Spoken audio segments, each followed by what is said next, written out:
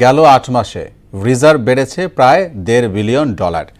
বৈদেশিক দেনা পরিশোধের পর রিজার্ভ বৃদ্ধির এই প্রবণতাকে বড় অর্জন মনে করছে বাংলাদেশ ব্যাংক।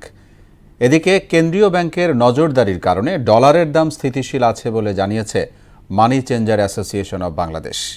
বিস্তারিত রেজা খানের প্রতিবেদনে। বাংলাদেশ ব্যাংকের তথ্য মতে জুলাই বিপ্লবের পর রিজার্ভের পরিমাণ ছিল $25 বিলিয়ন মতো, যদিও IMF এর মানদণ্ড অনুযায়ী এটি 20.5 বিলিয়ন। ৮ মাস পর একই হিসাব অনুযায়ী রিজার্ভ বেড়ে দাঁড়িয়েছে $26.78 বিলিয়ন বা $21.42 বিলিয়ন। ভঙ্গুর পথযাত্রায় এ সময়ে $1.৫ বিলিয়ন রিজার্ভ বৃদ্ধিকে বড় অর্জন বলে মনে করছেন বাংলাদেশ ব্যাংকের মুখপাত্র ও নির্বাহী পরিচালক আরিফ হোসেন খান।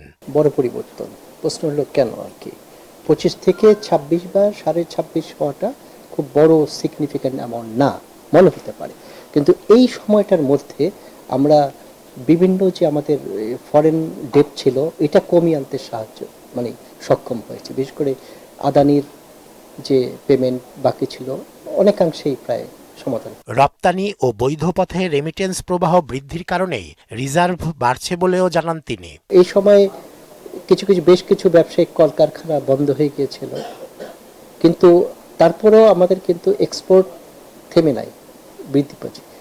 এক্সপোর্ট বৃদ্ধি পাওয়া এবং রেমিটেন্স প্রবাহ বৃদ্ধি পাওয়া এই দুইয়ের কিউমুলেটিভ ইম্প্যাক্টই হচ্ছে এই পজিটিভ ইম্প্যাক্ট পড়াটা রিজার্ভ বৃদ্ধির পিছনে।